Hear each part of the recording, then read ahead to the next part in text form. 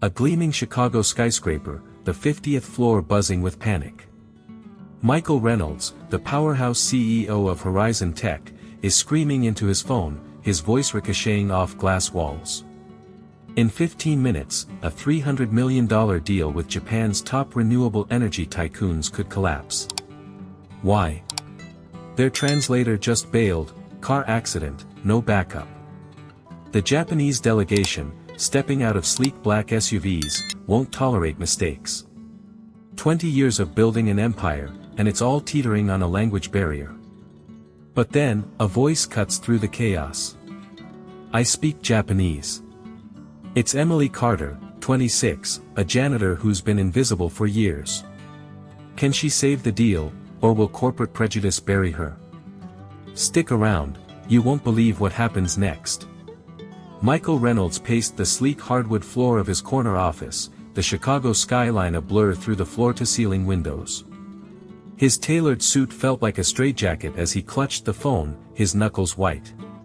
Sarah, you're telling me there's not a single translator in this city who can handle this? His voice was sharp, barely containing the dread creeping up his spine.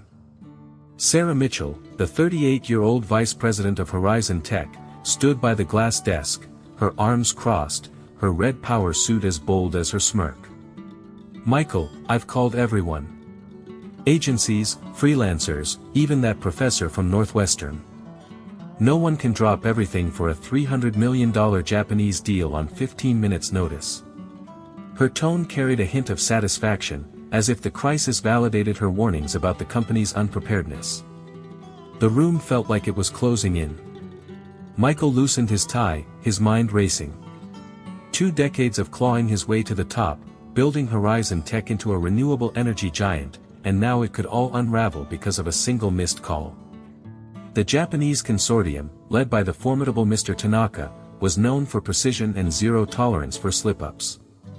A botched translation app or clumsy gestures wouldn't cut it. This deal wasn't just about money, it was Horizon's gateway to dominating Asia's green energy market. Failure wasn't an option. From the corner of the office, a soft voice broke the tension. Excuse me, Mr. Reynolds, but I speak fluent Japanese.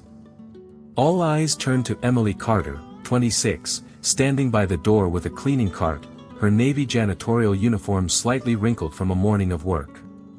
Her dark hair was pulled into a neat bun, and her eyes held a quiet resolve that seemed out of place in the chaos.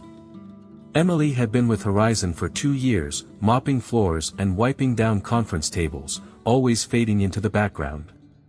To most executives, she was just part of the scenery. Sarah let out a sharp laugh, her manicured nails tapping the desk. Emily, is it? This is a multi-million-dollar deal, not a high school language class. Stick to your mop. Her words dripped with condescension, and a few staff members exchanged uncomfortable glances. Michael, however, froze, studying Emily as if seeing her for the first time. Desperation flickered in his eyes. You speak Japanese? He asked, his voice a mix of skepticism and hope. Fluently, Emily replied, stepping forward, her posture steady despite Sarah's glare. I majored in Japanese culture and language at Northwestern before life happened. I can handle the meeting. Her words were calm, but there was a fire behind them, a confidence that made the room pause. Sarah's smirk faded, replaced by a flash of irritation. Michael, you can't be serious. A janitor translating for Japan's biggest energy tycoons? The board will have your head. Michael ignored her, his gaze locked on Emily. Prove it. Say something in Japanese. The room went silent, the hum of the air conditioning the only sound. Emily took a breath, then spoke in flawless Japanese, her voice clear and authoritative. Tanaka-sama, kono kikai ni go tendai suru koto wa warashitachi no aiku desu. Michael didn't understand a word, but the cadence, the ease, was undeniable. What did you say? He asked, almost breathless. It's an honor to meet you here, and we look forward to a prosperous partnership, Emily translated, her eyes never leaving his. It's a formal greeting, respectful and standard in Japanese business culture. The staff exchanged stunned looks, but Sarah's face hardened. "This is absurd," she snapped. "What will Tanaka think when he sees a janitor at the table?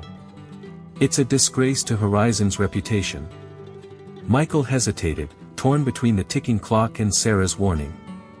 But something in Emily's steady gaze, her unshakable poise, made him pause. For 2 years, she'd been invisible, scrubbing floors while executives plotted million-dollar deals.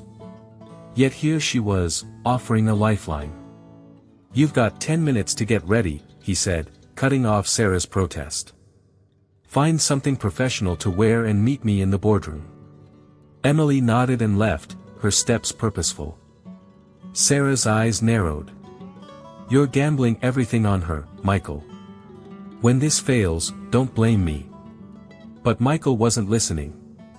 For the first time, he wondered if the real risk wasn't Emily, but the corporate machine that had overlooked her for so long. The glass-walled boardroom of Horizon Tech gleamed under the Chicago sunlight, its long mahogany table reflecting the city's skyline like a mirror. Michael Reynolds stood at the head, his jaw tight, adjusting his cufflinks as the Japanese delegation filed in. 5 executives, led by Mr. Hiroshi Tanaka, moved with the precision of a military unit, their tailored suits and measured steps exuding authority. Tanaka, a wiry man in his 60s with sharp eyes, carried the weight of a reputation that could make or break deals with a single nod. The $300 million renewable energy contract hung in the balance, and the air crackled with tension. Emily Carter, now in a borrowed navy blazer and skirt from the receptionist's closet, stood near the door, clutching a notepad. Her janitorial uniform was gone, but the weight of every skeptical glance in the room pressed against her.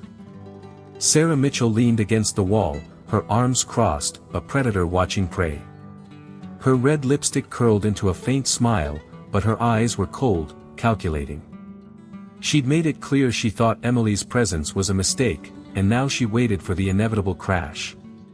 The other Horizon executives, Thomas Grant, the CFO, and Laura Bennett, head of operations, exchanged uneasy looks. They respected Michael's gamble but weren't convinced a janitor could pull this off. Emily felt their stares, each one a reminder of her place in their world, invisible, until now. Michael cleared his throat, his voice steady but laced with urgency. "Mr. Tanaka, welcome to Horizon Tech. This is Emily Carter, our specialist in Japanese relations." He avoided mentioning her usual role, but the omission felt like a spotlight on Emily. Tanaka's gaze lingered on her, his expression unreadable. Emily stepped forward, bowing respectfully, a precise 30-degree angle, as she'd learned in her Northwestern classes. In flawless Japanese, she spoke, her voice smooth and confident, "Tanaka-sama, kono kikai ni go tendai suru koto wa warashitachi no aiku desu. Gojikan no goryaku go, Chicago e Yukoso." Tanaka's eyes widened slightly, a flicker of approval breaking his stoic mask. "Your Japanese is impressive, Ms. Carter," he replied in English, his accent clipped but warm. "You studied in Japan?" Emily smiled, keeping her composure. "No, sir, but I immersed myself in the language and culture at Northwestern. I'm honored to assist today." The room exhaled subtly, the tension easing as Tanaka nodded. Michael shot Emily a glance of relief, but Sarah's smile tightened, her fingers drumming against her arm. The meeting began, and Emily translated with surgical precision. Every technical term, photovoltaic efficiency, grid integration, carbon offset projections, rolled off her tongue effortlessly, her tone matching the formal cadence of Japanese business etiquette. She didn't just translate words, she captured nuances, softening Michael's blunt American phrasing into polite, culturally sensitive terms. When Tanaka made a dry joke about Chicago's wind being perfect for turbines, Emily's quick translation drew genuine laughs from the Horizon team, bridging the gap between cultures. Thomas leaned over to Laura, whispering, "She's good. Really good." Laura nodded, her skepticism fading. But Sarah wasn't done. As Emily translated a complex clause about funding timelines, Sarah interrupted, her voice cutting through like a blade. "Emily, perhaps you could clarify your background for our guests. It's such an inspiring story." Her tone was saccharine, but the intent was venomous. Michael's eyes narrowed, but Sarah pressed on. "I mean, it's remarkable, isn't it? 2 years ago, you were cleaning this very boardroom, and now you're here, translating for a $300 million deal." The room froze. Tanaka's expression shifted, his brow furrowing slightly. His team exchanged glances, their posture stiffening. In Japanese culture, hierarchy and credentials mattered deeply, and Sarah's words were a calculated blow. Emily's heart thudded, but she kept her face neutral, her hands steady on her notepad. She'd faced moments like this before, moments when people saw her uniform and assumed her worth. 2 years ago, she'd been a junior at Northwestern, dreaming of a career in international business, until her father's cancer diagnosis forced her to drop out. Medical bills piled up, and the janitorial job at Horizon was the only way to keep them afloat. Every night, as she scrubbed desks, she'd listen to executives like Sarah strategize, negotiate, and sometimes scheme. She'd learned more about corporate games than any classroom could teach. "Ms. Mitchell's right," Emily said calmly, addressing the room in English before switching to Japanese for Tanaka. "I've worked in maintenance here for 2 years, but I've also studied Japanese language and culture extensively. Horizon values talent in all forms, and I'm grateful for the chance to contribute today." Her words were measured, deflecting Sarah's jab while reinforcing her professionalism. Tanaka's frown softened, but a trace of doubt lingered in his eyes. The ease of the meeting faltered, the Japanese team's responses growing more reserved. Michael jumped in, steering the conversation back to the contract. "Let's discuss the implementation phase," he said, shooting Sarah a warning glance. Emily translated, her voice steady, but inside, she felt the sting of Sarah's words. She remembered overhearing Sarah last year, laughing with Thomas about keeping the riffraff out of the C-suite. At the time, Emily had pushed it down, focusing on her father's recovery. But now, standing in this boardroom, those words burned. The meeting continued, and Emily regained her rhythm, guiding the discussion through technical details and cultural subtleties. When Tanaka raised concerns about supply chain transparency, Emily not only translated but offered insights from her time overhearing Horizon's logistics talks. "Our suppliers are audited annually," she said in Japanese, "and we're exploring blockchain tracking to ensure full accountability." Tanaka leaned forward, intrigued. "You know the business well," he said, his tone carrying newfound respect. Michael's eyebrows shot up, he hadn't expected this level of expertise from anyone, let alone Emily. Sarah, however, wasn't finished. As the meeting neared its halfway point, she slid a document across the table, her smile tight. "Mr. Tanaka, Emily might not have mentioned, but our maintenance staff often assist with clerical tasks. Perhaps that's where she picked up these insights." The implication was clear, Emily was a glorified assistant, not a professional. The Japanese team's eyes flicked to Emily, their confidence wavering again. Thomas coughed awkwardly, and Laura stared at her notes, unwilling to meet Emily's gaze. Emily's stomach tightened, but she refused to crack. She'd spent 2 years being invisible, but she'd also spent 2 years listening. She knew Horizon's supply chain issues weren't just technical, they were tied to Sarah's side deals with certain vendors, deals she'd overheard while cleaning Sarah's office late at night. Emily had seen emails left open, heard phone calls about bypassing smaller, minority-owned suppliers to favor Sarah's allies. She'd never planned to use that knowledge, but Sarah's relentless attacks were changing her mind. "Ms. Mitchell, I appreciate your context," Emily said, her voice calm but edged with steel. "My role here has given me a unique perspective on Horizon's operations, which I'm happy to share to ensure this deal's success." She turned to Tanaka, switching to Japanese. "Our team is committed to transparency, and I'd be glad to arrange a detailed audit presentation for your team." Tanaka nodded, his earlier doubt replaced by curiosity. Michael exhaled, sensing the tide turning back in their favor. As the meeting progressed, Emily's performance was nothing short of masterful. She navigated a heated discussion about intellectual property rights, translating complex legal terms while subtly emphasizing Horizon's commitment to fair partnerships. When Tanaka challenged a clause, Emily suggested a compromise that aligned with Japanese business values, earning a rare smile from him. The Horizon team watched in awe, their initial skepticism replaced by admiration. Even Thomas, who'd barely spoken, leaned over to Michael. "Where did you find her?" he whispered. Michael didn't answer, he was too busy marveling at Emily's command of the room. But Sarah's patience was wearing thin. During a brief break, as the Japanese team stepped out to confer, she cornered Emily near the coffee station. "You're out of your depth," she hissed, her voice low but venomous. "This little act might fool them for now, but you don't belong here. You're a janitor, Emily. Know your place." The words hit like a slap, but Emily held her ground, her eyes locking onto Sarah's. "My place," she said softly, "is wherever I can make a difference. Maybe you should worry about your own." Sarah's face flushed, but before she could respond, Tanaka's team returned, and the meeting resumed. Emily dove back in, her focus razor-sharp. She translated a final round of questions about long-term sustainability goals, weaving in data she'd overheard in countless late-night meetings. When Tanaka asked about Horizon's community impact, Emily didn't hesitate. "We're developing a program to train local youth in green tech," she said, planting the seed of an idea she'd been nurturing. Tanaka's eyes lit up. "A forward-thinking approach," he said. "We'd like to hear more." As the meeting wrapped, Tanaka stood, bowing deeply to Emily. "Ms. Carter, your contribution today was exceptional. We look forward to further discussions."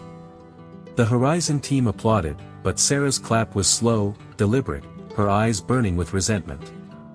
Michael pulled Emily aside as the Japanese delegation left.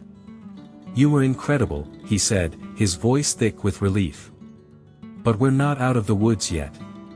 Tanaka's team is cautious, they'll need more convincing." Emily nodded, her mind already racing. She'd saved the day, but Sarah's sabotage had planted seeds of doubt. And deep down, Emily knew she was holding something far more powerful than translation skills, a secret arsenal of knowledge about Horizon's inner workings, gathered over 2 years of being invisible. The boardroom doors closed with a soft thud, leaving a heavy silence in their wake. The Japanese delegation had departed, their polished briefcases and measured bows lingering in the minds of Horizon Tech's executives. Emily Carter stood by the window, the Chicago skyline sprawling below, her borrowed blazer slightly too tight across her shoulders. Her heart still raced from the meeting, where she'd held her own against Sarah Mitchell's relentless sabotage. But the victory felt fragile. Mr. Tanaka's final nod had been warm, yet his team's reserved demeanor hinted at unresolved doubts, planted by Sarah's calculated reveal of Emily's janitorial background. Michael Reynolds, loosening his tie, approached her. "You pulled off a miracle in there, Emily," he said, his voice a mix of gratitude and exhaustion. "But Tanaka's not fully sold. We need to lock this deal." Emily nodded, her mind already shifting to the next move. As the executives dispersed, Sarah lingered, her red heels clicking against the hardwood as she packed her tablet with exaggerated care. Her eyes flicked to Emily, a smirk playing on her lips. "Nice performance," she said, her tone dripping with mockery. "But don't get too comfortable. Tanaka's team won't trust a janitor with their legacy." Emily's jaw tightened, but she said nothing, her fingers gripping her notepad. She'd spent 2 years swallowing Sarah's barbs, each one a reminder of the corporate ladder she'd been forced to abandon. But now, something was shifting inside her, a spark ignited by the meeting, by Tanaka's respect, by the realization that she wasn't just surviving this moment but commanding it. Emily left the boardroom, her steps quickening as she headed to the janitorial closet to change back into her uniform. The fluorescent lights buzzed overhead, and the familiar smell of cleaning supplies grounded her. As she hung the borrowed blazer, her phone vibrated in her pocket. An unknown number, but the area code was international. She answered, her voice cautious. Hello, this is Emily Carter. A measured voice responded in Japanese, Ms. Carter, this is Hiroshi Tanaka. I hope I'm not intruding. Emily's breath caught. She switched to Japanese, her tone formal. Not at all, Tanaka-sama. How may I assist you? Tanaka's voice was warm but direct. Your performance today was remarkable. Your fluency, your cultural insight, it's rare. My team is intrigued, but we have concerns about horizons, organizational dynamics. Emily's pulse quickened. Sarah's sabotage had left its mark. I understand, she said carefully. Is there something specific I can address? Tanaka paused, then said, I'd like to meet privately tomorrow, 9 a.m., at the Adler Cafe on Michigan Avenue. We have a proposal for you, one that extends beyond this contract. Emily's mind raced. A proposal? From one of Japan's most powerful executives? I'll be there, she replied, her voice steady despite the storm of possibilities in her head. As she hung up, a memory flashed, her father's voice, weak from chemo but firm, echoing in their cramped Evanston apartment 2 years ago. Patience is power, Emily. Watch, learn, and wait for your moment. She'd taken the janitorial job out of necessity, but every late-night cleaning Horizon's offices had been a masterclass in corporate strategy. She'd overheard Sarah's phone calls, seen emails left open on desks, watched as Sarah manipulated vendor contracts to favor her allies while sidelining smaller firms, especially those led by minorities. Emily had started documenting it all, not out of malice, but instinct. A notebook tucked in her locker held dates, names, and details, a $2 million deal rerouted to Sarah's friend's company, a black-owned supplier mysteriously dropped after Sarah's review, a whispered conversation about inflating costs to justify layoffs. It was a ledger of corporate sins, and Emily had kept it meticulously. Back in the closet, she pulled out her phone and opened a hidden folder labeled Notes. Inside were photos of documents, screenshots of emails, and voice memos recorded during late shifts when executives thought they were alone. One file stood out, an email from Sarah to a competitor, leaking Horizon's bidding strategy for a rival contract. Emily's finger hovered over the file, her heart pounding. Exposing Sarah could end her career, but it could also backfire, painting Emily as a vengeful opportunist. She locked her phone, her father's words echoing again. Patience. Her moment was coming, but she needed to play it right.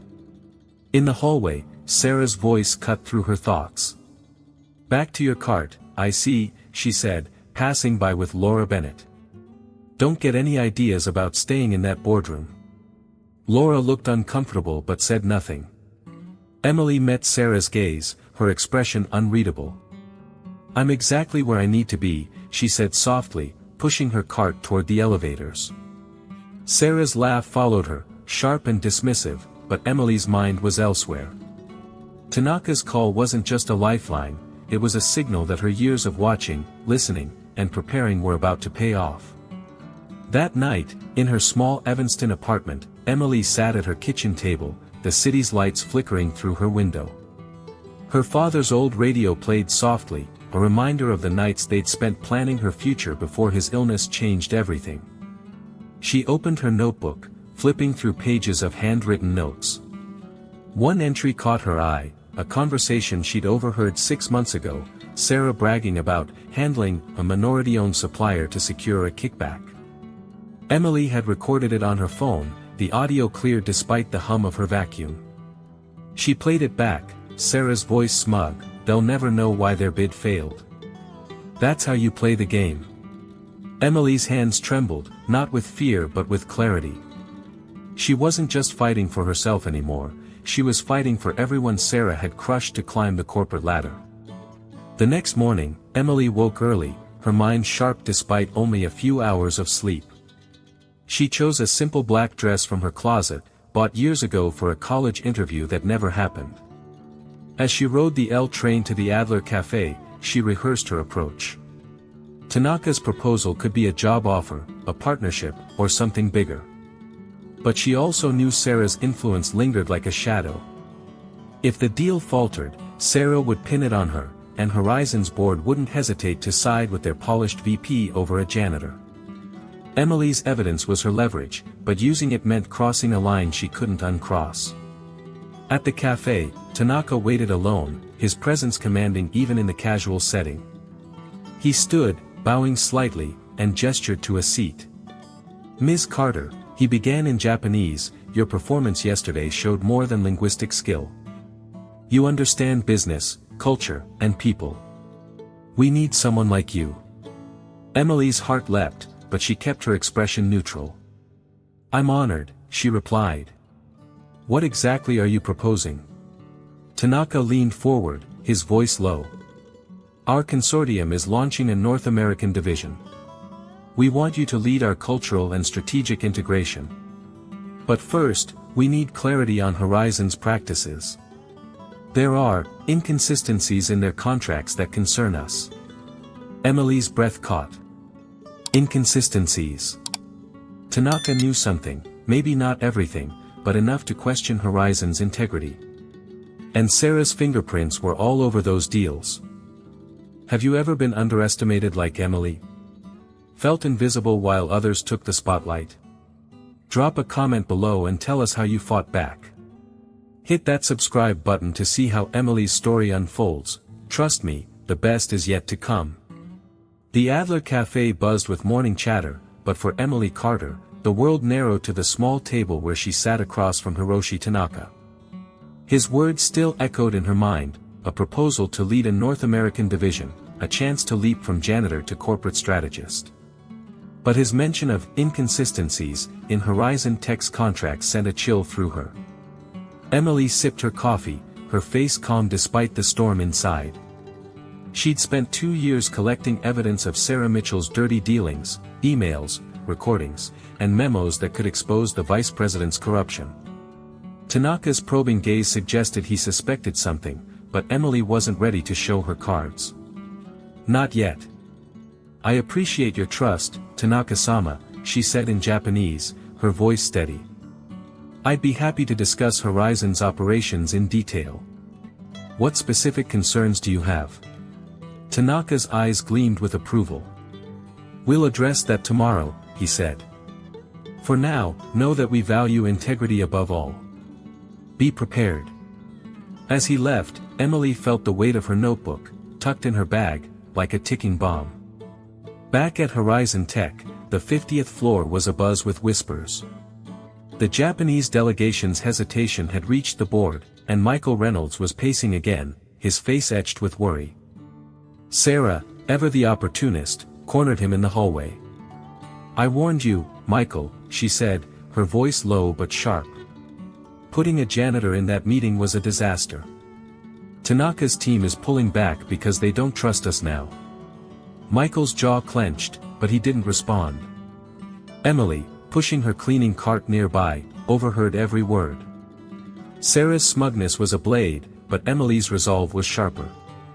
She'd heard worse from Sarah over the years, comments about standards, and the right kind of people, that always carried a sting of prejudice. Each one had fueled Emily's quiet determination, her notebook growing thicker with every overheard secret. That evening, in her Evanston apartment, Emily spread her evidence across the kitchen table. Her father's old radio hummed in the background, grounding her as she reviewed the files. A photo of a contract alteration, a voice memo of Sarah gloating about a rigged bid, an email chain where she dismissed a minority-owned supplier with a racial slur. Emily's hands shook, not with fear but with the weight of what she was about to do. Exposing Sarah could save the deal, but it could also paint a target on her back. Horizon's board might see her as a traitor, not a hero. Yet Tanaka's words, integrity above all, pushed her forward. She wasn't just fighting for herself, she was fighting for every person Sarah had stepped on to climb the corporate ladder. The next morning, Emily arrived at Horizon Tech early, her black dress replaced by a crisp gray blazer she'd bought with her last savings. Her phone buzzed with a text from Tanaka, emergency meeting at 10 a.m. Be there. Her heart raced. This was no ordinary follow-up. As she stepped into the boardroom, the air was thick with tension. The Japanese delegation sat on one side, their expressions unreadable. Michael stood at the head, his face pale. Sarah sat smugly, her red suit a stark contrast to the room's muted tones. Thomas Grant and Laura Bennett, the CFO and head of operations, whispered nervously. A new face, Mr. Nakamura, Tanaka's deputy, held a folder marked "Confidential." Emily's stomach twisted. This was about more than the $300 million deal. Michael opened the meeting, his voice strained. "Mr. Tanaka, we're here to address your concerns about our contract terms." Tanaka raised a hand, his tone calm but firm. "We've uncovered discrepancies in Horizon's bidding process. Evidence suggests deliberate manipulation to favor certain vendors." The room went silent, the weight of his words sinking in. Sarah's smile faltered, but she recovered quickly. "That's absurd," she said, her voice rising. "Our processes are transparent. If anything, yesterday's meeting showed a lack of professionalism that may have confused our partners." Her eyes flicked to Emily, the accusation clear. Emily's pulse quickened, but she kept her composure. This was her moment. She stood, her voice steady. "If I may, Mr. Tanaka, I'd like to clarify some points." Michael nodded, his eyes wary. Sarah leaned back, her smirk returning, as if daring Emily to fail. Emily opened her laptop, connecting it to the projector. "Over the past 2 years, I've observed Horizon's operations closely," she began, her tone measured. "I've documented evidence of irregularities that may explain your concerns." The screen lit up with an email from Sarah to a vendor, dated 8 months ago, offering confidential bidding data in exchange for a consulting fee. Gasps rippled through the room. Sarah's face drained of color. "This is fabricated," Sarah snapped, jumping to her feet. "She's a disgruntled employee trying to sabotage me." But Emily was relentless. She clicked to a voice memo, Sarah's voice filling the room. "We can't let those small firms win, they don't fit Horizon's image." The slur that followed made Laura flinch. Tanaka's expression hardened, his gaze fixed on Sarah. Emily continued, displaying a spreadsheet showing inflated costs on projects led by minority-owned suppliers, all approved by Sarah. "These actions," Emily said, "not only violate federal regulations but undermine Horizon's integrity." The boardroom was a graveyard of silence.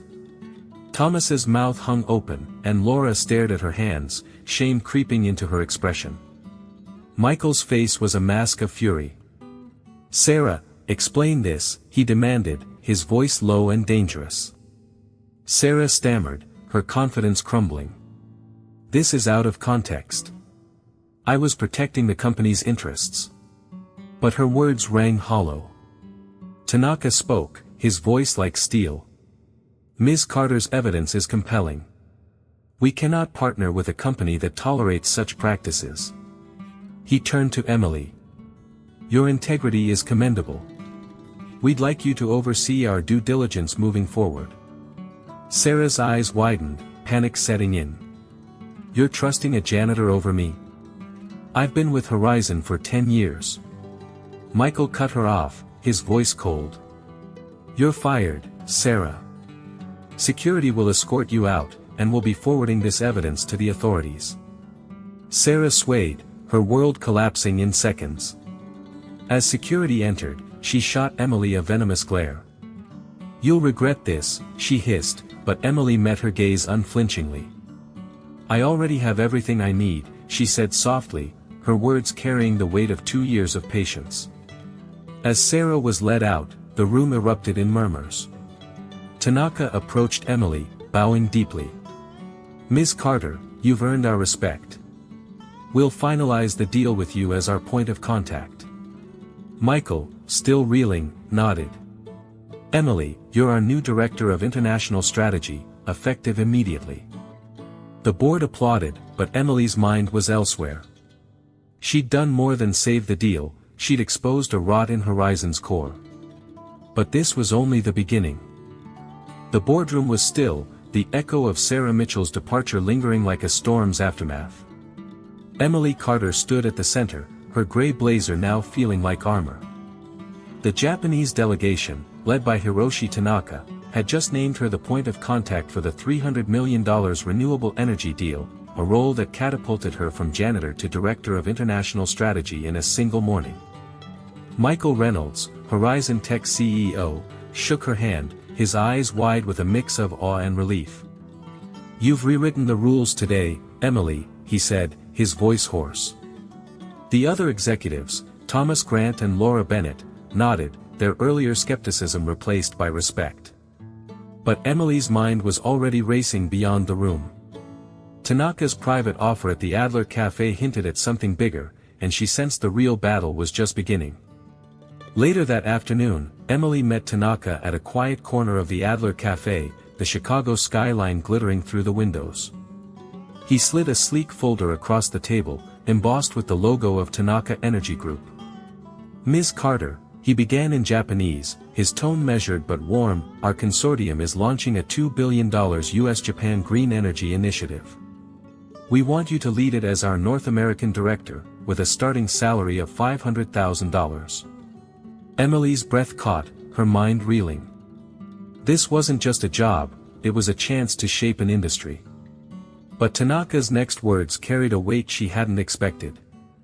"We also need your insight into Horizon's operations. Our auditors found discrepancies beyond what you presented. We trust you to ensure transparency." Emily's heart pounded. Tanaka was asking her to dig deeper, to expose more of Horizon's secrets, secrets she knew extended beyond Sarah. Her notebook, filled with 2 years of evidence, held clues to broader mismanagement, inflated budgets, favoritism in vendor contracts, and hushed deals that skirted regulations.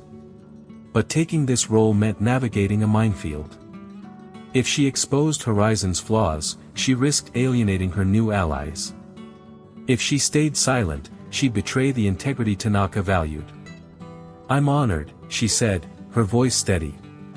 "But I'd like to propose something. Part of the initiative's budget should fund a training program for low-income youth in green tech. It's personal to me." Tanaka's eyes lit up. "A visionary request," he said. "We'll include it." As they shook hands, Emily felt the ground shift beneath her. She wasn't just climbing the ladder, she was building a new one. 6 months later, Emily sat in her new office on the 48th floor of Horizon Tech, the Chicago skyline sprawling before her. Her glass desk was stacked with contracts in English and Japanese, each one a testament to her leadership. The $300 million deal had closed, and her work with Tanaka's consortium had secured $600 million in additional partnerships, making Horizon a leader in global green energy. Her father, now in remission, called daily from their renovated Evanston home, his voice brimming with pride. Emily had used her first paycheck to fund his treatment and enrolled in an executive MBA at Northwestern, reclaiming the future she'd once lost. Across town, Sarah Mitchell sat in a cramped Queens apartment, her once lavish life reduced to a stack of rejection letters and legal notices. A federal investigation, sparked by Emily's evidence, had slapped her with a $75,000 fine and a 7-year ban from corporate leadership. Business Insider ran a scathing profile, branding her a symbol of toxic ambition. Staring at her laptop, Sarah saw Emily's face on Forbes' 30 Under 30 cover, the headline bold, "From Janitor to Green Energy Titan." The irony burned. Sarah had underestimated Emily, assuming her silence was weakness. Now, she was paying the price, while Emily rewrote the rules of power. Emily's story proves talent can rise above any barrier. Have you ever turned the tables on someone who doubted you? Share your story in the comments and inspire others. Hit that subscribe button and share this video with someone who needs to know, no one can dim your light. Emily stood at a podium in Northwestern's lecture hall, facing a sea of students. Her navy blazer, now tailored, reflected her new role as a mentor and trailblazer. "No one should choose between family and dreams," she said, announcing the Carter Green Tech Scholarship, funded by her salary and Tanaka's initiative. The program had already awarded 25 full scholarships to low-income students, many of whom stood in the audience, their applause thunderous. Emily's voice softened. I was invisible once, but invisibility taught me to see what others miss, opportunities, weaknesses, truths. Your value isn't in your title or how others define you. It's in what you learn, how you prepare, and the courage to act when your moment arrives. Back at Horizon, Emily mentored 5 young employees from operational roles, each brimming with untapped potential. She taught them to document their work, to study the systems around them, to seize chances others overlooked. One, a warehouse worker named Jamal, had just pitched a logistics innovation that saved Horizon $1 million. Emily smiled, seeing herself in his quiet determination. Across the city, Sarah watched Emily's Northwestern speech online, her face a mix of regret and resignation. For the first time, she understood the cost of her arrogance, not just her career, but the chance to lift others up instead of tearing them down. Emily Carter turned 2 years of invisibility into a superpower. She didn't just defeat prejudice, she built a legacy that's changing lives. Her story reminds us, true strength lies in patience, preparation, and the courage to shine when the world least expects it. So, what's your moment? Watch, learn, and act, because your time is coming.